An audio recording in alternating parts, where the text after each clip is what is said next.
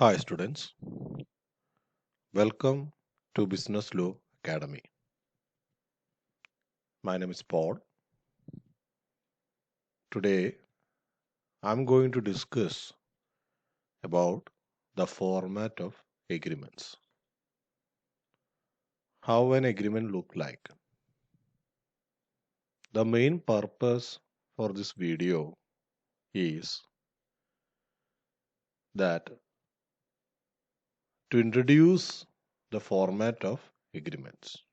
How an agreement look like, and of course how you going to recognize an agreement from your usual life. There are students who has no idea or they never viewed how an agreement look like. Even though they are studying about Indian Contract Act or agreement, even the jurisprudence or the formation of contract or agreement, still there are students who doesn't get a chance to view an agreement. So to eradicate that kind of disability, I'm using this video to introduce the format of agreements. This will also help the students to create an enthusiasm about the formation of agreement and also viewing the agreement and how you can recognize an agreement during your future life. So let's start. The first agreement I'm introducing is rent agreement. Rent agreement is always it's a usual agreement which we usually know about it. Even some students also, those who are settled or take possession of any rented building, they come across with this rent agreement also. Usually the rent agreements are same in format, but the clauses are always different. So for an agreement, there are three types of part. The first part is introduction section. The second part is subject matter section. The third part is signature session. In first part, in otherwise course title, we call as we call it is a course title. We will introduce about the first party as well as second party and also the formation date of the agreement itself. So in this agreement is made on dash date in the year October 2019. Then we will introduce about the owner, okay, or the who is in possession of that property. Usually the first party categories belong to the owner of the building or any machinery. The person who gave or who gives the property or the owner of the property, we are usually called them as first party. And then you can see in an form, it's called second party. The second party is introducing about the person who receive that particular product, machinery or building for the possession only. So right here, while we writing this agreement, we have to go through from section 2 clause A to section 2 clause section 10, 11, 12, 12 up to 12. So when we draft this agreement, on this part itself, we have to go through the section 2 clause A to section 11, 12 or 14, even 25. So while drafting this part, we have to remember Se from section 2 clause A to section 25. Up to section 25, we have to remember about it while drafting a agreement. The next part is whereas. Here in this part, the owner will introduce what kind of product and which month is the period of that lease or that particular agreement, and what is the right of that ownership. And in the second section, that is called and, in that part, this owner makes an intention to give this property for a lease. That's the and part is defining for the month of period. And the lease or the now, that leasee, that means the person who received this property, ready to take this property as lease, as per the lease agreement, as per the clause of this agreement, is acknowledging that fact, or is acknowledging the entire clause, that is ready to obey or abide by the laws and terms and condition of this agreement. So those kind of parts or acknowledgement introductions are covered by the first part of the agreement. Then after that, there will be clause or terms or conditions which has to be fulfilled by the promiser or promisee. Those conditions and terms and clause are always elaborated in this second part as 1, 2, 3, 4, 5. There are a lot of clauses. There is no particular limit for adding clauses. In company cases, we can see almost 200 clauses or 300 clauses. Company like Honda or any other manufacturing unit, they have a great agreement, so they have a great clauses. Okay, this is a small agreement, that's why it's up to 5 to 10 agreement clauses will be there. After adding those clauses, this entire clause is acknowledged or abide by the leaser and leasee. That's the part we can see in witness whereof. Then they will sign, the first party as well as the second party will sign. On that second, this agreement is alive. On that second, this agreement is alive. Once this same agreement transferred to a stamp paper, acknowledged by the law, then it became a contract. Okay.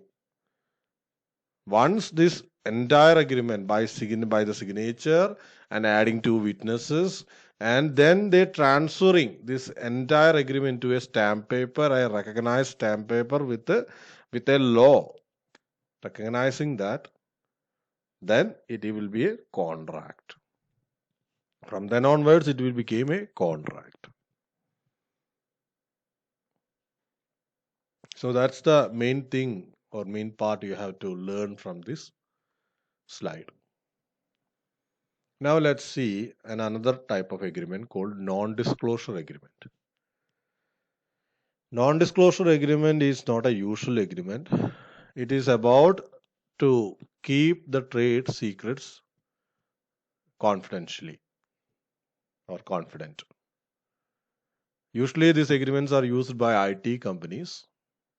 So in these agreements, there are a lot of clauses which has to be abide by the party, which has to be in confidential one. Just like previous agreement, it has also three parts. The first part is introduction session, which usually the company will be the introducer, and the second party will be the person who is part of this agreement, who is abide by these conditions. This type of agreements are usually a one-sided agreement. There will be no clause from the second party, which will not be added. It's a one-sided agreement. It's drafted by the company, and the terms and condition has to be abide by the second party. There is no exception for that. Second party cannot introduce a clause to or force him to force the first party to add a clause in this type of agreements. However, in rent agreement, we can add some clauses which is lawful. But in non-disclosure agreement, usually these agreements are one-side agreements. Only one party is drafted, and if you are ready, then it will be signed. The main clause are confidential information, non-disclosure and confidentiality clauses will be there. It's depending upon the software company or the company which you are working at. And the relief, compensation, that kind of things will be specified in this kind of agreements. The next one is software license agreement. These agreements are usually seen by everybody. Before using a software, usually everyone come across a slide or an option called agree or decline. Once you are ready to install a software or app in your system, once you click on an install button, you can see another or option called agree or decline. In that area, if you go through, you can see the software license agreement. It usually say end user subscription or license agreement. So once you agree or once you click agree button, then you are abide by the terms and condition of the particular agreement. That is the law. And that kind of procedure is called as click type agreement or click wrap agreement. Usually we use that term in cyber law. Okay, once you put the agree button or click the agree button, then you are accepting the terms and condition of the same agreement. You don't have any virtual or physical signature. They don't need any physical or virtual signature.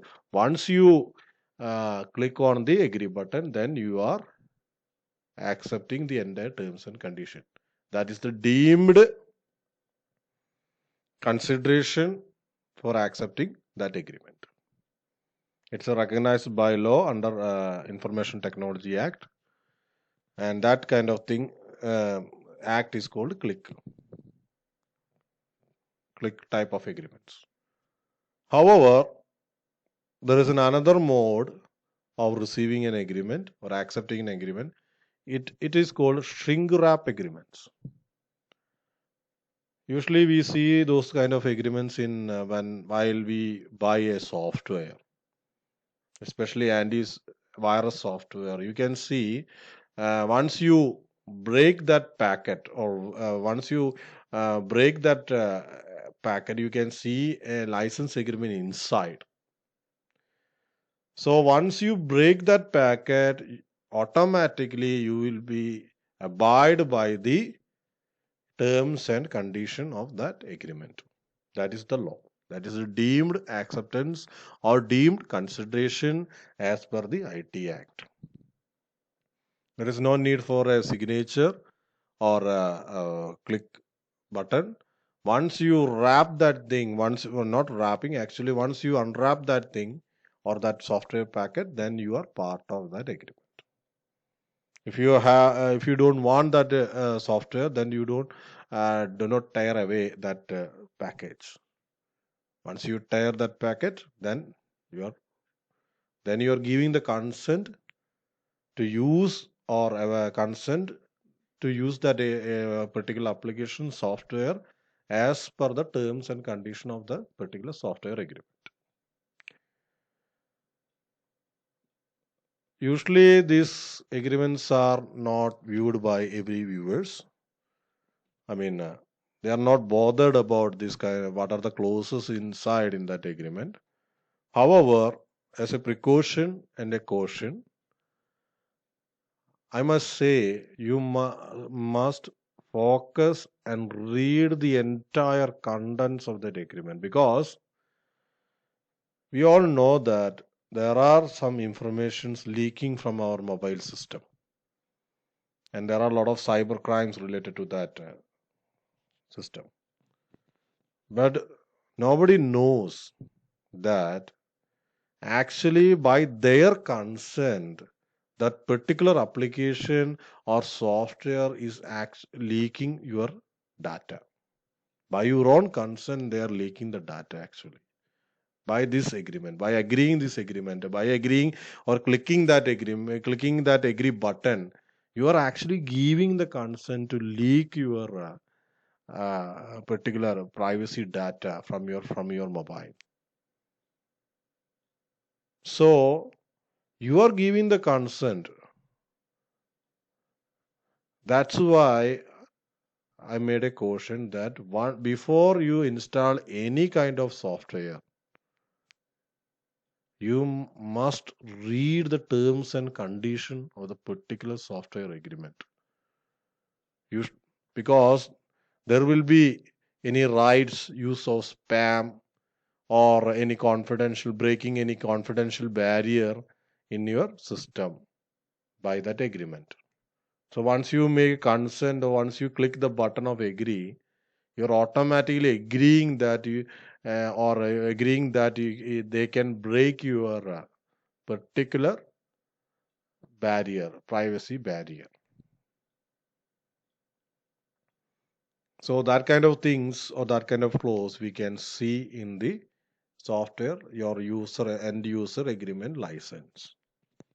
It's a great lapse from the users that they are not at all bothered about what the software agreement talk about or what are the terms and conditions. Sometimes users may use that software for abusive use. So for that protection, these kind of agreements are helpful for the company.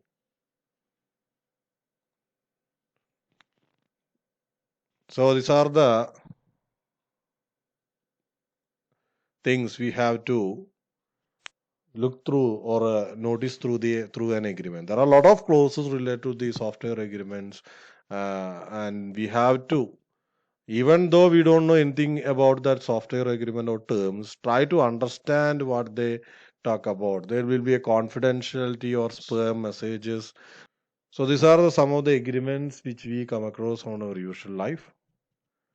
The main aim of this video is to introduce what is an agreement and how the agreement look like.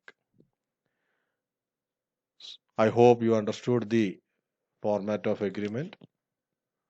If you like this video, please do subscribe and also put the like button.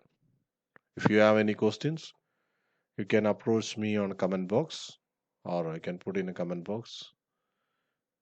And thank you for hearing my class. Have a nice day.